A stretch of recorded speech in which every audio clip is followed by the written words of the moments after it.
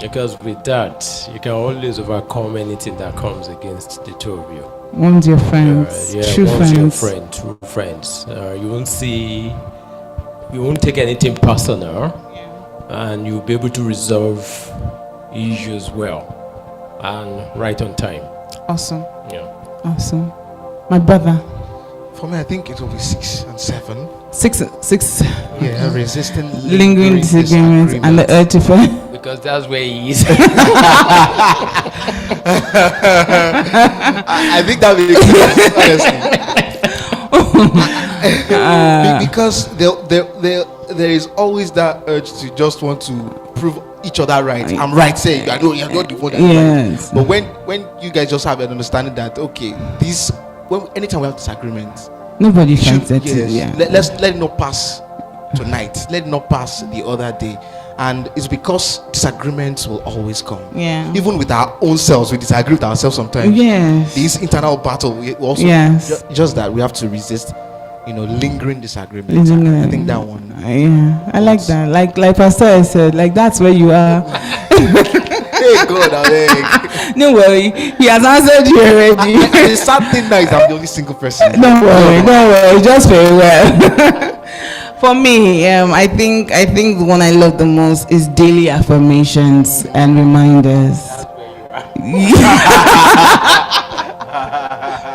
Daily affirmations and reminders, because you see, if you don't have somebody telling you and reminding you constantly who you are, the world is going to redefine you. You're going to get all caught up in the drama and the trauma of the world.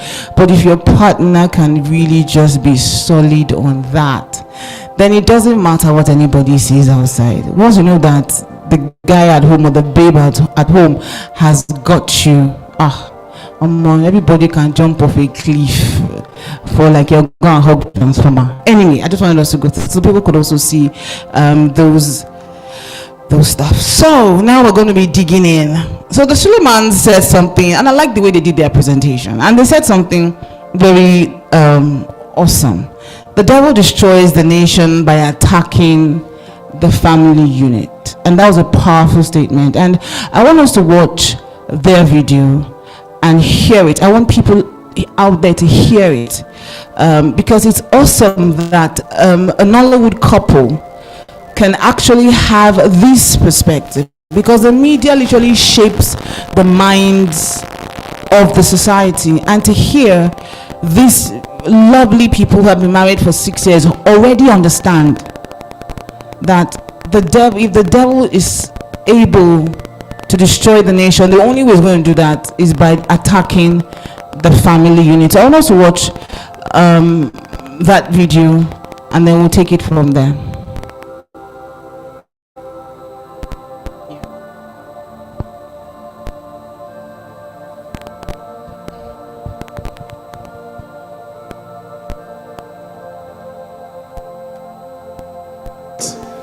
In a sense, there's a divide between women and men. There's a full-blown raging gender war going on social media, and it's global. And now I know that I'm digressing, but I feel like it is important to say this. I feel like I'm being led to say this. Before a society can be destroyed, the family unit has to be destroyed. As a society, we are struggling a lot right now. And if society is struggling, the nation will struggle. No matter what we do in terms of policies and all of that, if we do not fix the home, which is why when my mom told me about this thing, I was like, you know what?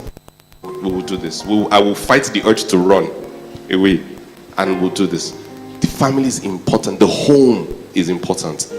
If you destroy the family unit, father, mother, children, once you destroy that unit, society will crumble. Once society crumbles, the nation will fall. And that is what we're experiencing. Because if you look around you, the family as a unit has been polarized ridiculously. Beautiful. And I want us to dwell on that a little and speak to it. So who do I start with now? The family people. All right, Pastor, let's start with you. Please speak to that. All right, so I love the way he veered off the. Yes. It almost reminded me of the prayer of Jabez. You know, thought of line was going in a direction and then they had to stop to put, and it's a powerful prayer. So it's almost the same thing he did. It was out of the box. I just thought you should put that forward. And interestingly, the family is the smallest unit of the society. And that statement that if the devil wants to destroy a nation, it starts by destroying the family unit is true. Yeah. And there's nothing we can say about that. And so there's a need for us to go back and know the purpose of the family. Now, if we look at our country, in the 80s, things were not this bad. We have this communal setting wherein even if your parents are not at home, other elders in the community can correct you. Yes. But now, I think we've lost all that. And so gradually, we are already seeing that reflection in our nation. So that is why we have people in power and there's nobody that can actually correct them. Because if the families they came from were actually solid, Yes. somebody from the home at least will say, "Well, that thing you're doing on that seat is wrong." Wrong. How many times have we heard, remember the son of who you are? Yes, remember the child of who you are. Yeah. When we were growing up, it was a common thing. In fact, that was what kept some of us straight. So that by the time they are mentioning your name, you know that it will always come back to you. I always have story, interestingly. I remember year 2000, I wanted to do COS. And I was struggling within Ibadan. Went to a couple of places. I wanted to do my COS with a telco. But I couldn't get my way in. So eventually, my mom got to speak to my uncle. No, got to speak with someone who now told me to go to 7-Up in Ring Road. When I got there, I met the senior engineer. They were like, they don't really take students for COS. But then the guy looked at my name and was like, which Akinye is this?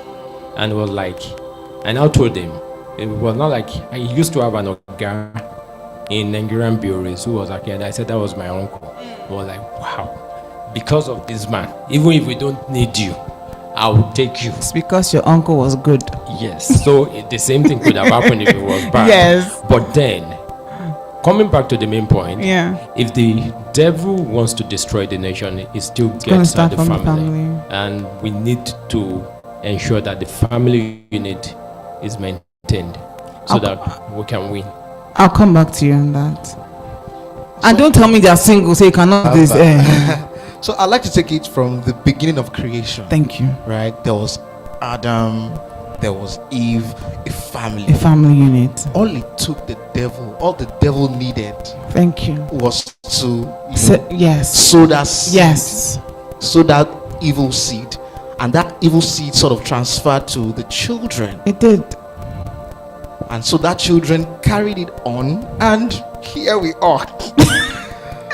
But guess what? Jesus also came. Through a family unit. Even though it was a dysfunctional one, but we still get there. Through a family. Yeah. To clean the bloodlines for anyone that will believe. And so we are seeing it in our generation, from our world. Even thankfully, he shared a story. I have a story too. I'm a product. Everyone is a product of where they came from. There's a scripture where in the book of Psalms where it says where David was talking, he plays them in families, and that's just a natural order of society. Everyone needs to belong to somewhere. Everyone needs to be like all these ones that we are hearing that live your life, live your own. It's not possible. We are social beings. We can't do without the other. So all the enemy needs is just to sow one seed, and of course, to make it, to stretch it, all he needs is to make sure that seed is there inside. For example, so let's say we have someone who was treated badly from a young age from his family, he had parents who would tell him that he can never amount to anything. Yes, yeah, he's now out of the house, he's now doing well. But guess what? The devil still had to ensure that that seed is inside of him. And so he is not also aware. He carries it onto his own children. And so line after line, generation after generation, that corrupt seed is there. And so the devil is winning on that front if we let him. If we let him. Yeah, because like you said, and I always love going back to the beginning. Adam and Eve, the first institution that God created was that of the family unit. And the first institution that the devil tampered with here on earth was also that of the family unit. But what I always love the story of Adam and Eve in that Garden of Eden is, regardless of what the devil did, Adam carried his wife and left the garden. It didn't stop Adam. So value one. Yes, he didn't stop. Yes. Staying true friends. He didn't stop. He didn't stop Adam for, if, because I know that in today's time you will moment shalom, yeah, and then you just walk, you walk away. Yeah, but these people actually, the guy took his wife and said, "Let's go, we die here." Like, and even when the devil, the seed had been sown, they still ensured that even the one that came after, and the one that came after, there was still a tilt towards the things of God, even though an alternative system had already been put into motion. But they still had an Enoch who could walk with God, who God could say that, yes, this one is my own. They could still have a Noah. Do you get, regardless of the Lamech and the Methuselah that came, they could still have an Enoch and a Lamech and a Noah and Abraham along the lines. So if we're going to, and those were the ones that changed the paradigm, they changed the world. These ones were going in one direction because of sin, but the others just said no. So it's possible, yes, that the family unit is tampered with. And I keep saying, we all say charity begins at home. It's not a cliche anymore, it's true. Because if the values we put at home are kept, by the time the child goes out, he has something to refer to. Like, for instance, when I was growing up, my dad never had a generator. Even though this is very extreme. Not that he could not afford a mechano, but he always was like, the generator will make noise, it will disturb the neighbor, generator will pollute the air, and then everybody around us is blowing gen and disturbing me. And I'll be in the dark. Those were his own values. Those were his own. That was his own mentality. My dad was the kind of person that he will say he will not go and funnel. He won't tap light illegally. No, he will not go and pay for his 3 phases. If anything goes wrong, we will go to NEPA office. Come and do it. Today, I cannot bypass. Somehow in my head, just like, hey, that's not how they brought you. So if we're going to be raising, if we want to see a new Nigeria, really, it's not a President Tinubu or a king. The next generation of Nigerians are being formed in the house right now, and we need to begin to watch what values are we putting in there. And just to add to that, so sorry, is that, and the sad thing is that for some of my own generation and the generation that we're seeing, is that they are not self-aware of the gimmicks of the enemy to realize that nothing is ever going to make sense unless the family, and that's what I think Mr. Ibrahim was talking about, the fact that there's